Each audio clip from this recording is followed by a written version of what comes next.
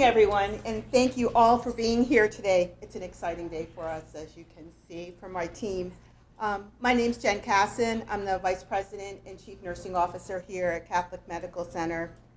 And I've been a nurse leader for over 30 years, can you tell? And the CNO here at CMC for the past 4 years. 4 years on May 8th. And I must say, this past 2 years has been the most challenging of my entire career. On behalf of my team, I want to thank everyone here today for your support and your recognition and advocacy for New Hampshire hospitals and all of our healthcare workers. Through relief funds, securing of PPE, support of vaccine efforts, and simply going out of your way to remain informed and present for the community has been tremendous. Your support and recognition of healthcare workers at the bedside has not gone unnoticed by our staff. Your support has brought welcome relief during the most difficult times of high patient surge and of the most emotionally challenging times of our careers. So today, we are pleased to honor Senator Jean Shaheen and hopefully Mayor Joyce Craig, she's running a little late, to Catholic Medical Center. And we also want to appreciate that our chairman of the board, John Cronin, is with us today, as well as Neil Levesque, who is from St. Anselm's, and where did he go? He's right there, and also a member of the Board of Trustees. On behalf of our CMC team, I want to thank Senator Shaheen and her staff for their support of our 2022 congressionally directed funding requests. We are truly grateful to receive this funding, which will be vital in the creation of our new state-of-the-art simulation center. This funding will also help improve care of our patients who are in our emergency department and behavioral health annex. While we won't be touring that space today, I can tell you all that our improvements are desperately needed. Today, in fact, we are overfull in our behavioral health annex, as well as holding inpatients in our ED. Volume is truly an issue for us. And now I'd like to invite Mark Gilnett, our CMC Director of Mission, to come forward and lead us in a blessing. Mark. Good afternoon, everyone. Great to be with you, and let us pray. Loving and gracious God, as we gather to celebrate the funding of the Nursing Simulation Lab, we recognize that you have given us the gift of intellect, and you call us to pursue knowledge. May this lab be a place where students perfect their nursing skills to provide expertise care that leads to their patients' health and healing. May the faculty who will mentor students in this lab treat all of them with dignity and respect to bring out the best in their students. We give you thanks and praise for inspiring all those collaborating, including Senator Shaheen, Mayor Craig, Catholic Medical Center, St. Anselm's, and many others to find CDA funding to make the dream of this simulation lab a reality. Also, during this most holy of weeks, when both Jewish and Christian faiths celebrate the very important events of Passover and Easter, may you inspire us to never forget the intimate bond between the Jewish and Christian faith, and that we are truly brothers and sisters loved by you. We ask this in your name. Amen.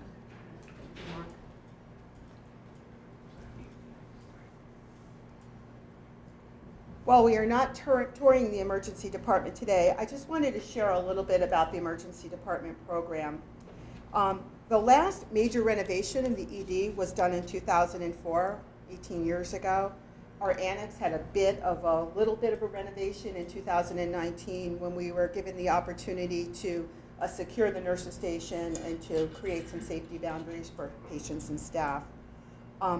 We are extremely challenged to provide behavioral health care for our patients with the necessary safety and privacy needs that they do have, and for our staff as well, as they are waiting admittance to a behavioral health facility. These patients can be here for a short period of time or a long period of time, depending on what their specific needs are. Privacy, counseling, and family space is just not available for us right now.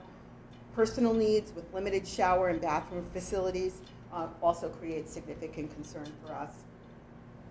The funding we will receive will allow us to create a space that improves that patient care and staff safety, and to provide a supportive and environment of care. This is an exciting part of the ED expansion project and such an important component of care for our community. And as you know, we're all talking about it, the workforce challenges facing CMC and all hospitals across the nation are some of the most demanding that we had faced in some time.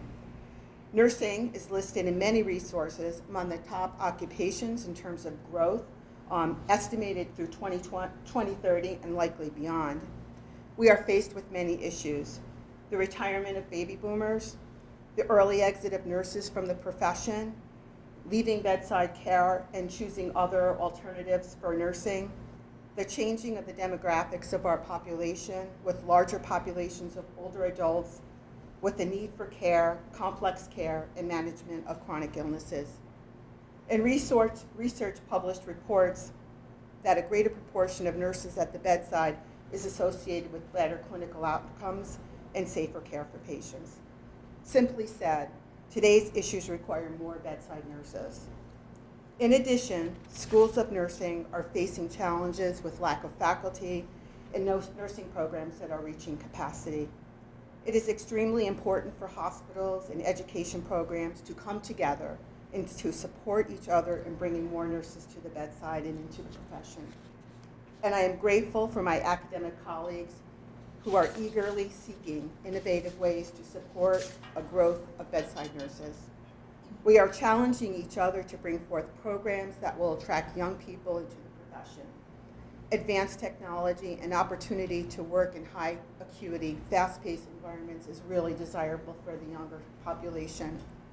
We can achieve this in Manchester, in New Hampshire, and here at Catholic Medical Center by all working together.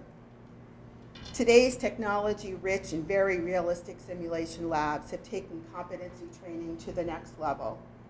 Lab training supports an environment that is safe to gain experience and fosters student and staff confidence. The concept of simulation also provides an environment for multidisciplinary care team training scenarios, which improves team collaboration and communication, resulting in higher safety and quality outcomes for our patients. And we are really eager to get these projects underway. And since hearing of the appropriation, we have already created teams, and we've already met with our key stakeholders, and we're working on designs and budgets for this initiative. We're arranging tours of simulation centers that are already built so we can get some good ideas to put into our own sim center. So today we thought it might be interesting to give you a brief demo of the kind of learning that takes place in a sim lab. So I'm going to ask Julie Tuttle-Varney, our Director of Nursing Education, to come forward, and then she's going to lead you through a brief exercise. Jill? So we just wanted to say thank you so much. We are honored to have the opportunity to share with you simulation. We're going to move into this room. I'm going to ask the mayor and the senator to follow me. And then anybody else who would like to view the demonstration, Mercedes in the blue, she will be in the simulation classroom where there's a viewing window so you can watch what's taking place, and she'll also be able to describe the different pieces of the simulation that are occurring. So we're going to start by taking a look at our lower fidelity mannequin, and Emily and Maya are going to walk us through a code situation, and you can see how we use the equipment to teach nurses our ACLS algorithm, so advanced care life support, identify those rhythms, and then treat them so that we can provide the best patient outcome. That's just with us, and she's taking them. Oh, okay. Oh, sure. She's taking pictures. Yeah. Perfect. Yeah. They were just gonna use the. I'm moving stuff around. Yeah, we're very flexible. Yeah. Perfect. So as long as you don't mind having a code card kind of like being in your space, that's okay. All right, perfect. So again, Emily and May are going to walk us through what would happen if you came to a class or you came upon a situation where a patient was unresponsive, not breathing, and we were the first to respond to that situation.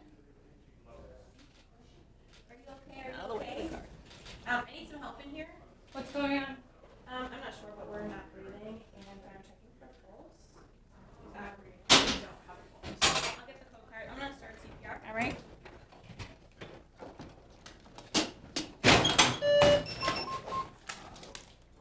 Get the pads on the patient, and you can check if everything's okay.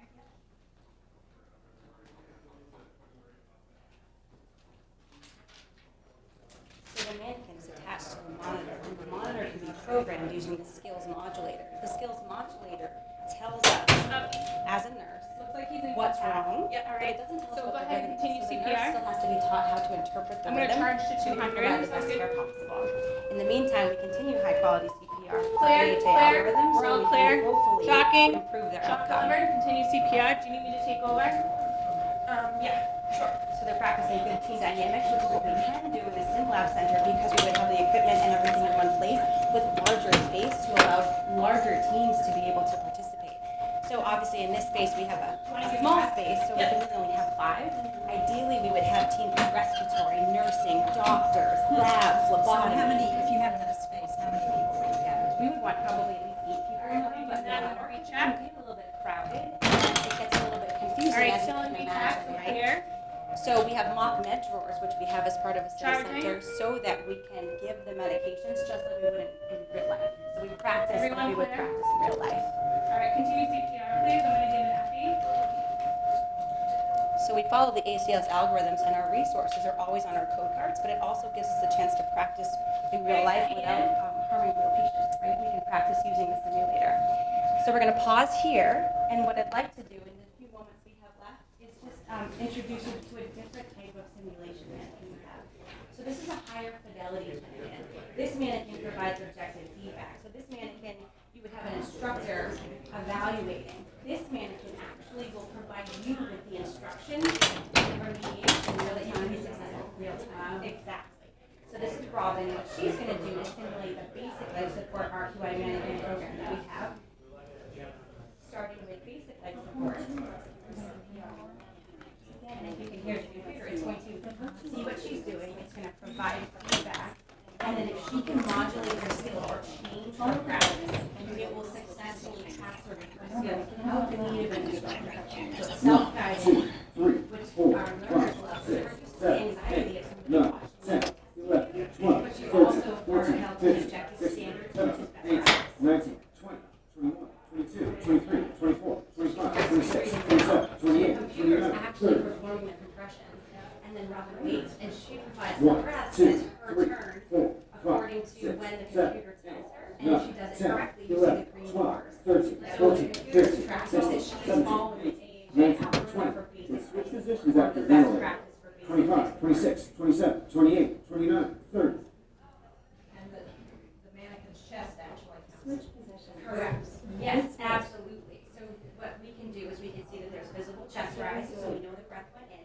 And now as Robin performs compressions, you can see the green up and down. What that's doing is it's showing her that she is correct depth, correct compressions, with the correct timing, so that when she completes her CPR certification, her card will indicate that she is successful as a provider, so she's competent to perform those skills. So obviously, these are lower fidelity than what Let's switch ideally positions for a after system ventilator. like a medical center. And with our partnership with CMC, we would be able to have students come in and practice their skills too. 1, A lot of 2, the research out 3, there really 4, shows that 5, students 6, do 7, so much 8, better 9, when they have the 10, opportunity to 11, make 12, mistakes 13, in a 14, safe environment. 15, So before 16, you get to the 17, bedside where you 18, have 19, families 20, and 21, patients and 22, doctors and 23, 24, 25, 26, 27, 28, 29, 30. Students come in and do this kind of. So First year, second 3, year? 4, ideally 5, first 6, year, so 7, that they 8, have the 9, opportunity when they 10, know the 11, least to 12, practice the 13, most, 14, right? 15, So that when 16, they get to the 17, unit where they're 18, gonna be taking 19, care of 20. real Let's switch patients, positions they after already have ventilator. the confidence. 25, 26, Because research 27, also shows if 28, you have 29, confidence, 30. the more likely you have competence in your skills. It's usually the confidence that's lacking in a student. We're so lucky in the Department of Ed that many of our educators are also instructors in colleges. So they kind of bring back that feedback and brought that information to us to share that, we really can do better for our future workforce. We just have to get them to it, right? So we're very excited about this in space and the opportunity that it will provide, not only for our nurses, for the new nurses, the students that come here, but then also for the community at large. Great. Good job, Julia. Yes, sure. It is everywhere, but yeah. And this is, what's really neat about this is that once the student's done, they can look at objective results of how their rate was, how their compressions were, how their interrupted the second rescuer when they were trying to do their job. So. What do you mean they interrupted the second rescuer? So if you're still doing compressions while the other person's trying to give ventilation, you're not allowing them to inflate the lungs, so they're not getting oxygen to that person. So, yeah, it's really great, and it's objective feedback. It's hard to argue with, and it allows us the ability to really pinpoint where in certain areas that they were struggling, so we can coach them and give them tips and tricks to improve in providing CPR. And the great part about it is that we also have the baby mannequin as well. So we can practice on both the adult and the infant because part of BLS is being able to do those skills on both populations. Baby looks like it can use its head. It does. Baby doesn't look quite comfortable on there. Yeah. It's probably a better baby bed for it. Did you guys want to see a demonstration with the infant or? Sure. Okay.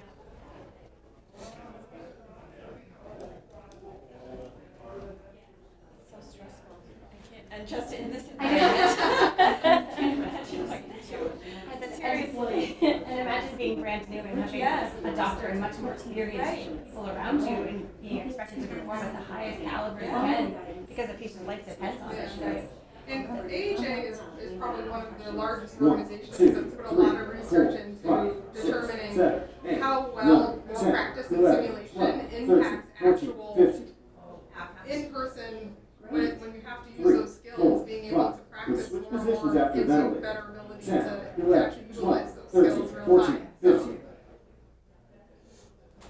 Switch positions. Good switch. well, deeper. Press a little deeper. That's right. the nice part about this type of simulation is it's 24/7. So there's a whole set of nurses that work off shift. We'll switch weekends, positions after that. holidays only per diem. That this particular program is an investment for really that work-life balance and that staff satisfaction as well. So they can still participate and still be competent, but it's 10, at their 11, 12, 13, right? 14, So it's a 15. little bit easier for them to take into consideration all of those things. 4, 5. Let's switch positions after ventilator. 10, 11, 12, 13, 14, 15. Switch positions. Good switch. Another important thing with CPR is how quickly we move. If we're switching positions with a rescuer, how quickly we make sure we get back to our jobs. And looking for that as well when we're practicing to make sure we're switching positions quickly, because that all ends up in better patient outcomes. Do you have any specific questions about anything that you've seen or that we showed you today? No. It's very exciting. It is. We're very excited because, as Julie mentioned, we've been being very as flexible as we can be because we know patient care is the number one and most important. So we'll move around, our training areas, but we're really excited about the opportunity for a dedicated training space that we can bring larger groups into. So how long will it take to get it all built out? That's a great question. I don't know. There are some experts, I bet, that might have a better idea out here, but we're in the designing and planning phase, and part of that is just looking to see what's out there. There's a couple different types of STEM centers. Sorry, my back here. There's more school-based STEM centers, and there's more academic STEM-based centers. And so I think in designing it really comes down to what we're going to look at for amenities, if you will, from each. So you do that with St. A's? Yes, I believe there's a steering committee that's going to start to look at different and tour different areas to kind of see what we like about each different sim center, and then take a look at what we have for space here, and then take into consideration CMC staff and then student needs, and then move from there. Yeah, It's a great collaborative project. we're very excited, and we're incredibly thankful for your support. Incredibly thankful. And I think we're going to move back this way. There's some very important people that would like your attention. Thank you. Good afternoon. Thank you, Jen. Really appreciate it. And before starting, I just want to thank Jen, too. President Favaza had appointed a presidential commission on nursing to look at, the future of nursing and at St. Anselm College and also in, Greater Manchester, and how we partner with great institutions like Catholic Medical Center. So, Jen, thank you for, the amount of time. It was like a 4-month time commitment. So really appreciate that, Jen. On behalf of St. Anselm College and our president, Dr. Vavaza, and our over 21,000 strong alumni, I want to thank Senator Shaheen for supporting this important simulation lab project, which will benefit the college, Catholic Medical Center, and the greater Manchester community. For 70 years, St. Anselm College has graduated highly skilled nurses with strong critical thinking skills and deep compassion who have gone on to serve their careers in this most noble of professions. Our nursing program has a national reputation for excellence, due in no small part to the amazing faculty at the college and the phenomenal clinical experiences at Catholic Medical Center. We are happy to have such a wonderful relationship with CMC. Thank you, Jennifer, and all of your staff for helping prepare the nursing workforce of the future.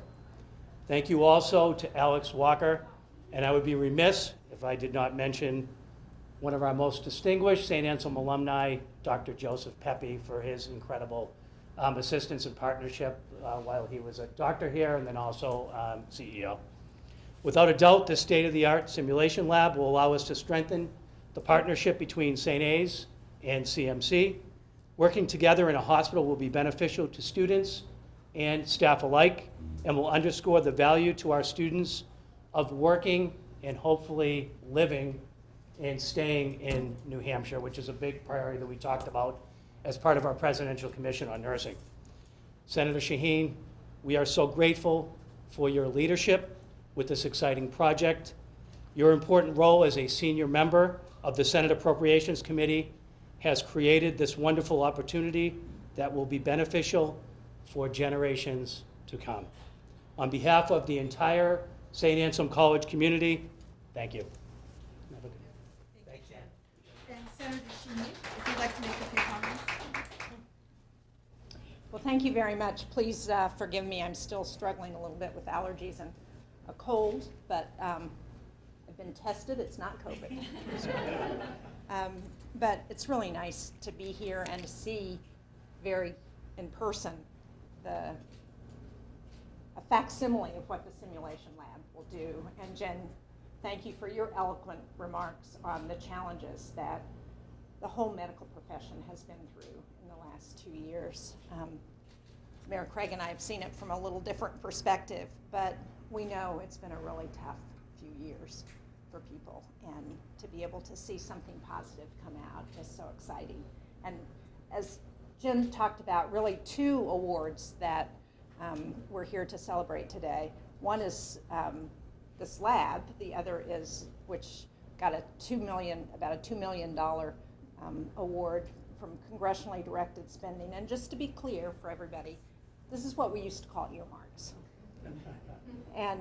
But we did them when I first got to the Senate, and then we discontinued them for a period of time.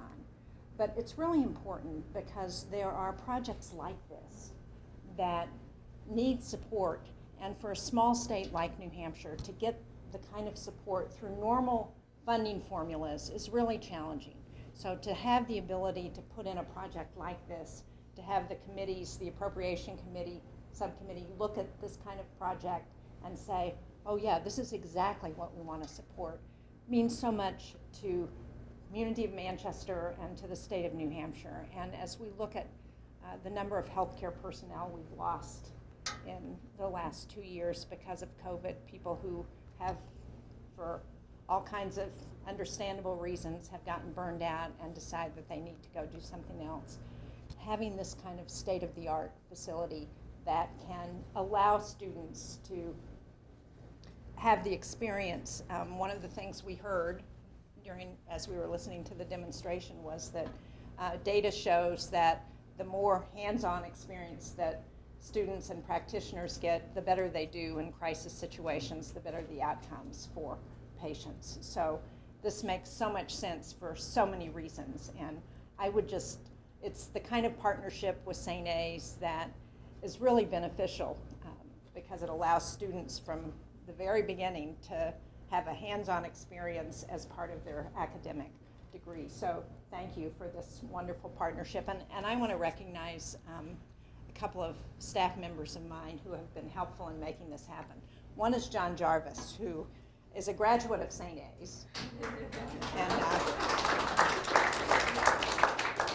but John read through every single proposal that we got for a congressionally directed spending request. And so he burned the midnight oil to help get this done. And of course, Elizabeth McKenna, who is working on healthcare issues, who have done a great job. So thank you. The other thing that, again, Jen talked a little bit about was the $500,000 award to help with a mental health area in the hospital. And as we know, one of the other big challenges as the result of the COVID pandemic has been the impact on mental health. And to be able to help address that in some small way, I think is really critical. So it's exciting for me to be here to see what's going to happen with these awards, and I look forward to coming back when the whole new simulation lab is set up and I can see students actually working on those patients, the plastic patients in the room, and see what a great job they do. So thank you to everybody involved. It really was a pleasure to be able to advocate for the good work that you've done. Thanks.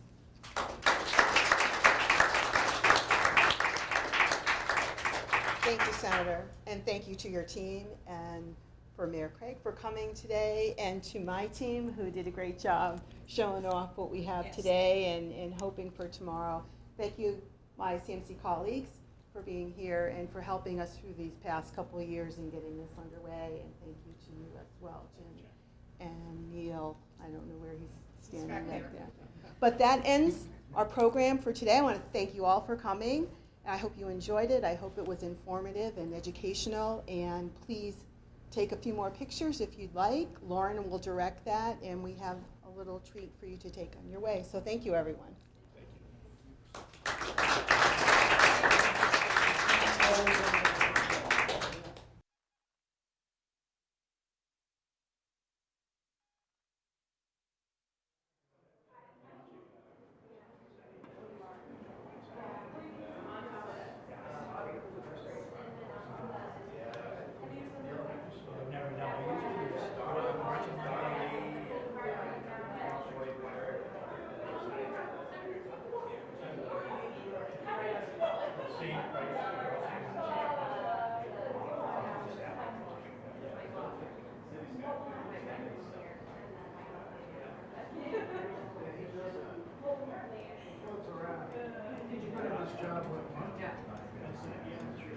We have to bring the stretcher back upstairs and the car back upstairs.